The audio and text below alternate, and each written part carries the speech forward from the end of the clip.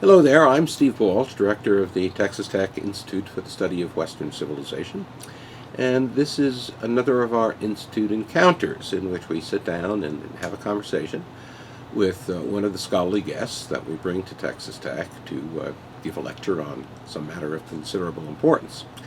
And today we have an unusually important topic, not only in and of itself, but because of the larger situation in the Academy that it underscores. That subject is going to be taken up later today by our guest, Dr. Bruce Gilley of Portland State University. Dr. Gilley is a professor of political science there, quite distinguished, has published 5 books on international relations and the status of middle powers, as he tells me, as well as Chinese politics. He came to public note. He was pursuing a quiet academic career, but he came to public attention rather suddenly last year when an article that he had submitted to a respected journal, Third World Studies, was, after acceptance there, suddenly withdrawn with his consent because the editor was receiving credible death threats. It's a British-based publication, as I understand it. The article was entitled, and so will his talk this evening, the article was entitled "The Case for Colonialism." So you can see it was a provocative subject, but it was a very serious attempt to take a look at what the overall impact of Western colonialism during the 19th and 20th centuries was, sort of its net impact. Obviously many things happen as part of a big historical phenomenon like colonialism, but did it by and large leave the countries in which colonial regime had gotten established better or worse off than they would have been? And its thrust was that they were decidedly better off, I guess in most cases at least. So we thought that in the interests of widening the intellectual spectrum in the Academy, it would be very good to have him come and speak here, which he will do. But before he does that, I'd like to talk a little with him, not so much about the thesis, though incidentally it may be important to kind of bring aspects of that up, but rather the reaction that it received and what lessons he would draw from that about the current state of academic affairs. So thank you very much for being with us today. Were you surprised? Tell the audience a little bit about the exact nature of the reaction, how you sought to place the article in the first place, and then what happened, and then talk about what your own response to that was and how you felt about it all. The article was a background study for a biography I am writing of a former British colonial official, Sir Alan Burns, who was, I think, the last great defender of the colonial enterprise. He wrote a book in 1957 called In Defense of Colonies, which was at the end of his 10-year stint at the United Nations and the Trusteeship Council. And I felt the need to sort of formulate in a more schematic fashion what the argument for colonialism was. And that got me looking at some of the research, especially the last 20 years, because I think it's the last 20 years where we've got the perspective and the data to start doing serious social scientific assessments with proper data, proper modeling, proper counterfactuals. And there had been this buildup of evidence that colonialism not only was largely beneficial, not just economically, but across a range of other facets such as public administration, public finance, health, education, infrastructure, what have you. But also that, and this is really David Abernathy's former Stanford political scientist book called Global Domination, The Rise and Fall of European Empires, the argument that the European colonial empires were by and large put into place with the consent of those who were colonized. Now that was quite a dramatic departure, and I think Abernathy showed through very careful historical reconstruction that what he called the pull factor was just as important as the push factor. That most of these places welcomed colonial rule. It was easy. One of the clearest evidence of this is the very small numbers of Europeans who were ever present in these colonies. It was all mostly run by natives and locals. So I put the article together. I titled it "The Case for Colonialism" because that's what the article was about. I do have a journalistic background, so I am aware of what a good headline looks like. Of course, I've been criticized for that's evidence that was just a attempt to get attention. But no, I mean, I think academics, like other scholarly and informational endeavors, should have clear headlines and clear writing. So I submitted it to one journal. They wanted to publish it, but they were afraid of the political backlash, which surprised me. So I sent it to the Third World Quarterly, which gave a split decision, 1 against, 1 for, and the editor therefore has the deciding vote, and the editor decided to publish it. Within days of its appearance on their online site in its pre-publication advance form, a storm of global protest had arisen, mainly from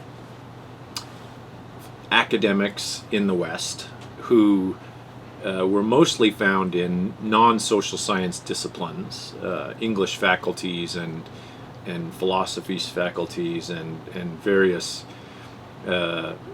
other areas, demanding that the article be retracted. And I guess I was surprised because it's one thing to find an argument disagreeable or to find things that one doesn't agree with and to rise up and rebut it through another argument. It's another thing to call it to be retracted, that somehow this argument, which was, I think, very well documented, and I've since documented further, but was as one Harvard professor wrote to me, your article has been brewing for a long time.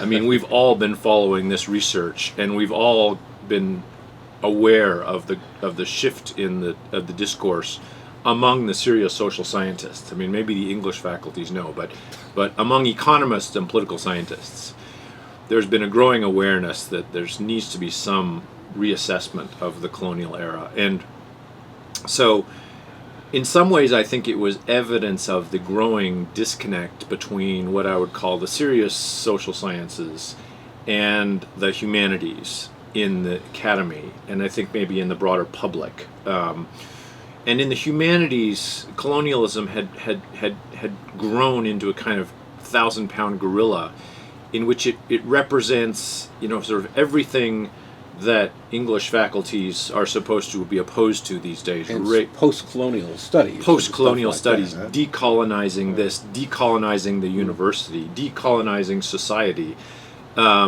It's become a kind of metaphor for an attempt to push back the achievements of Western civilization, the market economy, a pluralistic polity, the belief in the individual and the liberty of the individual and their responsibility for their choices. I mean, that's all been wrapped up for some strange reason in the history of the Gambia. And so in some ways I slammed into a train that was rushing down the tracks of the contemporary university, which was, we must decolonize our whole structure of civilization. And so one of the perhaps not surprising aspects of the response is, of course, none of them actually read the article. And none of the critiques of the article had anything to do with what was in the article. As I've said, there's a long section in the article about the history of Guinea-Bissau, which was a catastrophe after the Portuguese were forced out and after a brief civil war. And the nationalist leader of Guinea-Bissau, Amilcar Cabral, is still celebrated in the academy. They're having conferences on him every day. He was a Mao or a Stalin of Guinea-Bissau, single-handedly responsible for a level of human suffering relative to the population that no other country has gone through. Was he a university-educated intellectual? Of course he was a university-educated intellectual, who didn't spend much time in Guinea-Bissau, by the way, but nonetheless knew what was good for the Guinea-Bissauans, most of whom, of course, fled the country and ended up living in Senegal. But if you look at all the initial critiques, there's no mention of my discussion of the Guinea-Bissau case. And the argument is, well, that's because it's substantive social science evidence, and the reaction had nothing to do with that. So, in some ways, the response to my paper tapped into a deep, deep disconnect in the contemporary academy between the people engaged in serious social science and scientific research and those for whom the contemporary academy has become a sort of platform of political activism. And so my article was really not about the history of colonialism or the ability to apply the historical lessons of colonialism to the present day. It was really about kind of performance and attitude and virtue signaling within the academy. And so in some ways that made it easy to ignore. But on the other hand, when that gave rise to death threats that the Metropolitan Police in London felt were credible, and the editorial staff asked me, because they needed my consent, if I would allow the article to be withdrawn, of course I immediately agreed. There's nothing at stake here for me, and for you. Certainly your safety is paramount, and it makes the critics who are found in these faculties shown up for what they are, which is our contemporary version of the Red Guards. So you must have, though, as you're suggesting, have also gotten some positive feedback. Do you think you've broken the ice in some way, and there's going to be return of interest to evaluating, revising the received wisdom, so-called, about colonialism? So a lot of positive responses, and it's been the most gratifying part of this. And I think the positive responses that are most significant to me come in two forms. One are students at universities who have reached out to me very tentatively and in a kind of adorable fashion, saying, I've always wondered about the argument you're making, but it's not on my syllabus, and I'm curious, and I'd like to know more, and is there anything else you can send me, because I find a hard time accessing this in the classroom. So there's a lot of, there's a kind of underground, almost Samizdat version of this paper that started circulating until it was republished by Academic Questions. Secondly was the dozens of people from the former colonial areas, Malaysian Chinese, Hong Kong Chinese, Indians, Kenyans, Nigerians, Martinican blacks, Guadeloupean people, who wrote to me and said, thank you for articulating what our choices as individuals was and our experience as individuals was under colonialism. Thank you for standing up to the, let's face it, mostly white progressives in the Western Academy who have been presuming to speak on our behalf for half a century. And several of them wrote essays, which you can find on my website. There's the Nigerian woman who's an educational consultant who wrote an essay for an African online publication saying, Dr. Gilley speaks for a large segment of the Nigerian population who feel the colonial era was something of a golden age and that the lessons need to be recovered. There's the woman from Hong Kong who wrote a long essay, and the Hong Kong case, of course, is irrefutable in terms of a positive case of colonialism. There was nobody there except a few thousand fishermen who all became vastly rich because the British gave them large tracts of territory in the mainland and new typhoon shelters for their fishing boats and whatnot. There's the Malaysian Chinese woman who talked about her grandfather's migration from China to British Malaya because life was so much better there. And recently a gentleman from India who's now studying Shakespeare in Houston wrote to me with his story about his parents being lifted up from their very low social status in India by the British, and the education and the career opportunities and the betterment of society as a whole that came with the colonial encounter. So these are kind of the subalterns of contemporary colonialism. I mean, arguably, the the hegemonic views in colonialism now are those in the English faculties, in the history faculties, who claim to have established the truth about colonialism, which is it was evil and exploitative and illegitimate. And not just the series of major research publications over the last 20 years, but I think also these voices of the grandchildren and the great-grandchildren of the people who lived in that era are starting to push back. And my paper was in some ways just a magnet for them. And they came out, a French woman in Guadeloupe did a French translation of it so that it could be read by French audiences. A Kenyan man has taken my article and proposed his own book to provide a sort of Kenyan case for colonialism, which is now under contract. It'll be published next year. Is he an academic? He was an academic. He's now an educational researcher in Kenya. So I think perhaps looking back, and several people said this to me, the reason you got such a reaction was the critics know that once you uncork this bottle, there's no putting the cork back in, and you're going to get a rebalancing of the discussion, which is exactly what they were trying to prevent. That there wasn't supposed to be a discussion on this anymore. It was cut and dried. There was a right and a wrong, and we do see now a flourishing of a debate again, which at the very least is a good thing. Maybe only to show that the critics of colonialism are right, but that's John Stuart Mill's argument. You never know you're right unless you're able to confront arguments that are different.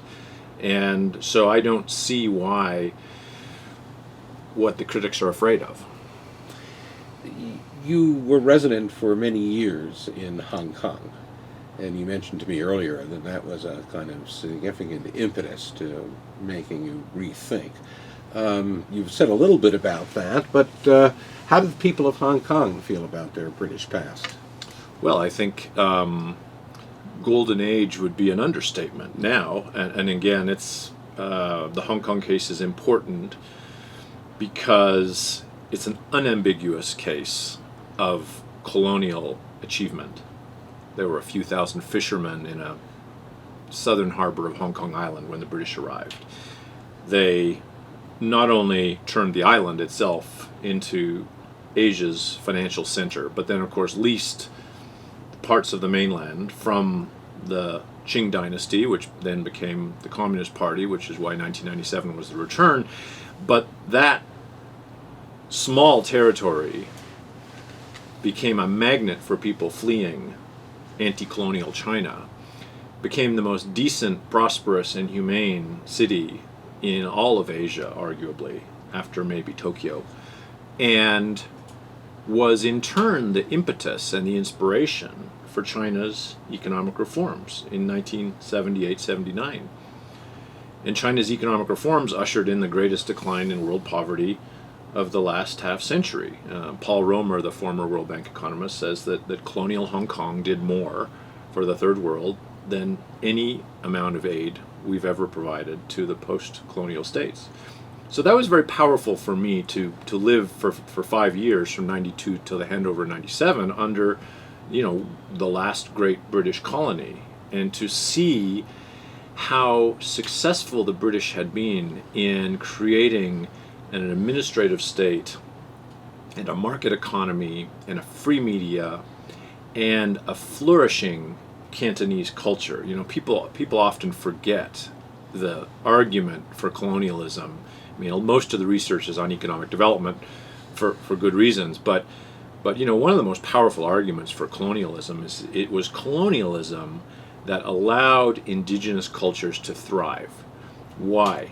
First of all, colonialism creates the material prerequisites for the teaching and the research and the documentation of cultures that are on the verge of extinction or dying or being crushed, as it was the case in China, by radical movements. So Cantonese language, Cantonese culture, Cantonese history thrives in Hong Kong, right? Not across the border in the Cantonese parts of mainland China, but in Hong Kong. And and then secondly, that this cultural role becomes central to the development of self-government, because now you have an authentic sense of people and nation, right? So the Hong Kong people understand what it means to be a self-governing territory, which is what they had become by the time of the British handover, right? The legislative council was entirely Cantonese. The executive council was entirely Cantonese. The only person left at the top was the British appointed governor and a few police chiefs who were still rotating in and out. But, and this was the colonial model. So not only colonialism was of benefit to cultural articulation, but colonialism was the route to self-government, right? To form a stable state with an effective administration, develop norms of pluralism and democracy, slowly learn the practice of self-government until you can set the system free, which is what they did within the last 5 years. And indeed, that's the American experience too, by the way. And I think that experience in Hong Kong was very profoundly impactful for me and left me wondering why it is that such a successful example of colonialism is represented as a kind of not worth mentioning, a kind of something to be swept under the carpet because we know colonialism is bad. I mean, if there's only that one case in the entire history of colonialism, it's an exception that suggests the rule is wrong, right? That colonialism clearly in some cases was beneficial. And I think the argument then would be, well, maybe what made colonialism successful in the Hong Kong case was it's working with a culture and an environment in Asia with a lot of dynamic economies that made it easier to succeed. But if that's the case, then the difficulties of colonialism in places like Africa also have to do with the context in which it's trying to operate, and that got me onto the more general question of colonialism. Mm-hmm. What about don't tell tales out of school that you don't wish to, but when you talk about this with your colleagues at Portland State, do they think that you're on to a legitimate subject of inquiry? No. I've interacted with many political scientists around the world since the article came out who understand that this is an important thrust. Many of their works are on the bibliography of colonial research, which I've published since then. I think that the colleagues, for the most part in political science, are first of all not historians, so they don't tend to focus on the colonial period very much.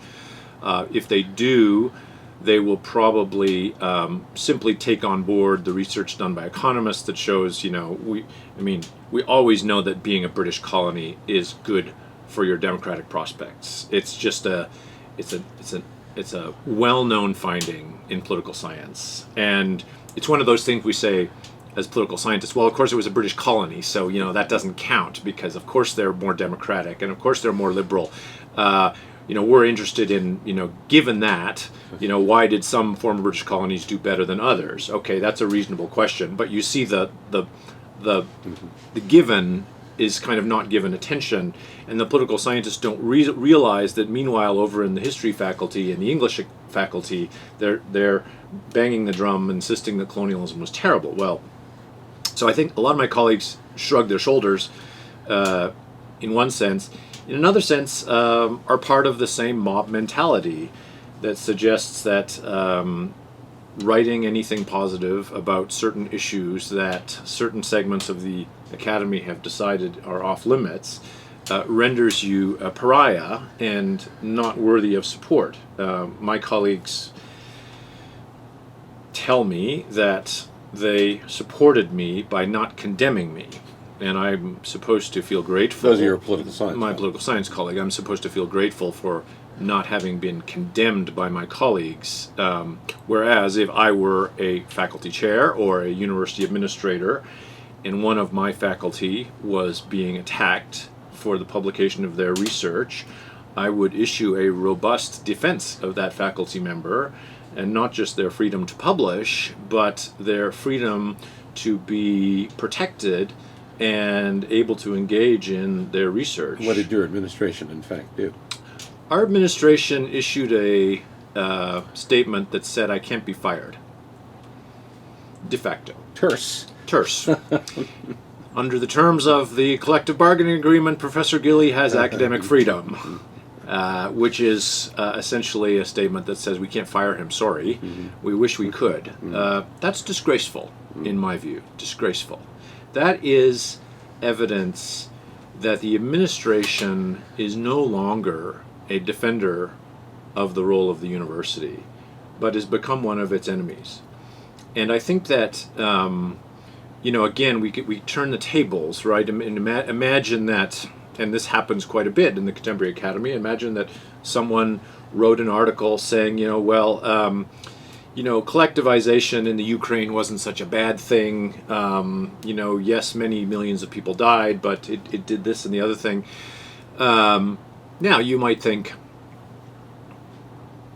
probably there's some debate on that, but nonetheless, nobody surely would rush out a condemn. I mean, if the argument was made in a reasonable manner and took account of the balance of debate and made some argument, I mean, wouldn't you expect the university would defend that faculty member, say this is where their research has led them, it's fact-based, it's logical, it's been accepted for publication, this is what academics do, is take up and challenge orthodoxies. So we always will see the administration defending certain types of viewpoints that attract criticism. So why was mine different, right? Well, because it's on the wrong side of the controversy spectrum. And I think that's, again, indicative of the decline in, just not the decline in political diversity in the academy, but the decline in the belief in political diversity in the academy. It's because what you'll often hear from the academics when you point out the gross misbalance of political views on campus is, well, that's true, it's not good, but nonetheless, I run my classroom and we run our faculties in a completely open-minded way. We're always encouraging political viewpoints that are different. Okay, well, when the rubber hits the road, absolutely not. Right, the sort of Maoist tendencies come out, and there's increasingly less and less ability in the university since the administration has been sold down the river. The faculty is grossly unbalanced. There's no one in the university to stand up for the original ideas of what a university was. So, what do you think should be done about this? I mean, is there? I've spent a good portion of my life, obviously, trying to figure out what should be done, and even trying to do it. And to some degree, my program here is an instance of that. And there are programs around the country that have also been created that try to normalize, you might say, the non-politically correct perspective. What would you suggest, though, to those out there who are continuing on a larger scale to bring the academy back to the John Stuart Mill situation where it should ideally be? We forget that the problem, ironically, is most severe, I would say, in the United States and Canada and Australia. The English-speaking world. The English-speaking Britain world. as well? Less so in Britain, but Britain is getting there. So, funnily enough, it's the English-speaking world where the problem of essentially totalitarian attitudes on campus among the faculty administration has become more severe. If you go to the continent, right, and many of the faculty who have written to me from Europe, from the continental Europe, have said, we're all puzzled by what's happening to you there because some people might like your argument, some people might not, but we don't we have this all the time, different speakers. So I think part of so the question is, what's the difference between the typical university structure in the English-speaking world, the Anglosphere, and continental Europe? Well, one is the administration is much less powerful in the continent. And once you take away the administrative levers of coercion from the faculty can only get its way with sound arguments grounded in the traditions of the university. But once you create provosts of academic affairs and diversity offices, and Which you won't find on the continent. which you won't find in the continent, and bias response teams at the presidential office level, you create, what political scientists will call political opportunity structures for rent-seeking and interest-seeking groups in the faculty to push and pull whenever they want to censor or berate ideas that they don't agree with. So I think a big part of the solution is to remove those political opportunity structures in the administration. The faculty are self-governing within each department, and what a department does and how it conducts its academic life is no business of any administrator. Administrator is there to process paychecks and get classrooms organized, and that's it. I think that's a first step. Raise money. You're thinking. Right, and raise money. Yeah, that's a first step. Is to remove the political opportunity structures that get abused widely now. And the second step, of course, is to have a serious conversation within the faculty about heterodoxy and viewpoint diversity, which, of course, we have a movement afoot in the United States for that now. That's a longer-term project. Does your own future work fit in with this project? Is this something that you want to make part of your academic mission? I think so. I am the chapter president of the Oregon chapter of the National Association of Scholars. We have, I think, had a tremendous positive response from faculty members in the state of Oregon to a more robust attempt to rebalance priorities, to ensure freedom. We are launching this year the first ever Campus Freedom Awards, Oregon Campus Freedom Awards, which will recognize students at community colleges and universities throughout Oregon who during the academic year have in their campus life promoted viewpoint diversity, have brought to campus controversial speakers, have challenged orthodoxies in the classroom, have upheld due process for students, and I think that it's important for each state and each college to have a sort of institution or group to go to when these issues arise, and to be a voice of conscience for these types of students who wrote to me and said, I'm really kind of beaten down by my professors who tell me there's only one view of this, and so I think that's important. I'm not sure that's the direction of my research, but that's certainly the direction of what my university calls my community engagement. So, academic freedom has always supposed that university faculties would be very jealous of it and would come to its defense when they had to. And of course, you only need to come to the defense of a concept like that when something quote-unquote provocative happens. Run-of-the-mill kind of academic work is not going to raise academic questions, academic freedom questions, but more provocative stuff will. Does your experience raise questions in your mind as to the extent to which American faculties really care about academic freedom? I think it does, and you find yourself pushed into. We would initially say we all believe in academic freedom and a competition of ideas, and that the best arguments will win, right? What you've had in the academy, mainly in the humanities and the soft social sciences, by which I mean gender studies and history and philosophy, you know, those fields that don't really think of themselves as scientific, is this belief that, and this is coming out of postmodernism, that you know, the idea of better ideas and worse ideas is indefensible. You know, that there's no epistemological basis to say that this idea is true and this idea is false, and from that, therefore, the idea of academic freedom has become seen as just another ideology. Right? So once you identify academic freedom as just an ideology, right, an ideology typically of the privileged, right, and the dominant classes, then opposing academic freedom is then part of the project of emancipation.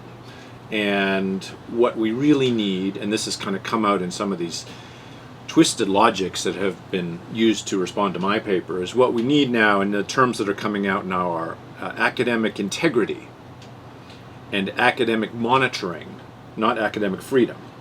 Because academic integrity and academic monitoring involve careful scrutiny of various statements and speech acts to make sure they conform to an emancipatory ideology. And so the argument has been made that the problem with my argument is not right or wrong, because those concepts of right and wrong are fallacious. The problem is it's oppressive and violent. And who knows, who decides what's oppressive and violent? Well, you know, these advanced ideological scholars who have insights into the course of history are the ones who need to be set up. We need kind of a board of academic integrity. So the bottom line is, no, they don't believe in academic freedom anymore, right? And it's not just the sort of old Marxist critique and Leninist critique that this is just a plot of the bourgeoisie, right? Now there's a kind of postmodernism attached to it, that the plot of the bourgeoisie is not just about domination and exploitation, it's about mystification. And so the response is, well, academic freedom is kind of passé, you know, only sort of knuckle dragging, uneducated deplorables think that that's a reasonable approach to knowledge and information. What we need now is kind of monitors and integrity assurance advisors with advanced ideological perspectives. That's what I've run up against. And it's coming soon to a public policy issue near you. So many of the institutions that are developing these regimes of control, as you see it, and as I would see it too, many of these institutions are public to some significant extent. They're being paid for by the taxpayer. Tuitions certainly are being underwritten by the feds. And even if they're private, they're partly operating, there's been some reduction here, but they're partly operating on the basis of being tax-exempt educational institutions, which certainly is vastly to their benefit. Do you think there's a public role here in responding to the dissolution of academic freedom as an operative concept in our universities? Yes, and we've seen some legislative movement in some of the states. North Carolina passed an Academic Freedom Act that provided some monitoring and some accountability of public universities to remain true to the First Amendment, if nothing else. There was in the reauthorized higher education bill that now is probably not going to see the light of day, but that was being put through the House last year, a provision for an ombudsman, academic freedom ombudsman, that a student at a publicly financed university could appeal to. These are pretty small changes, and probably by themselves would not have had a large effect, but they would have, however, been a reminder that yes, every university is publicly funded one way or another.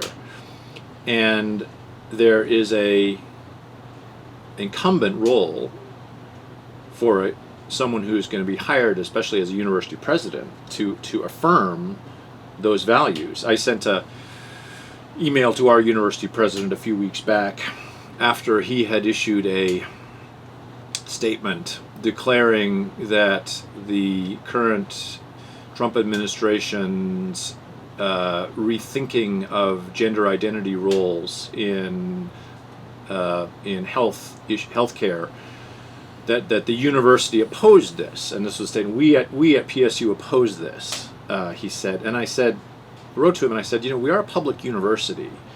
We as a public university don't take a position on controversial social issues. And I'm not sure who the we is you're speaking for, but it certainly doesn't speak to me. I encourage robust debate among my students on gender identity issues as with other issues. And I find it particularly ironic in his case, because as I've written before, he's from Iran. He was a student in the United States at the time of the Iranian Revolution. He was given amnesty in this country under Jimmy Carter's amnesty after the Iranian Revolution, allowing those students to stay. He is a beneficiary of the freedom from radical tyranny that he is now seeking to impose, I think without any sense of self-consciousness, on the university he runs, right? And having not learned the lessons of what it means to be a steward of a free society. And that's concerning to me, because for a public university, if the public university is not upholding free speech and academic freedom, then as is frequently commented, that's going to start seeping into the society. It's going to be in the workplace. It is in the workplace now. That's going to be in government, in the public sector. That's going to be in your church. That's going to be on your football team.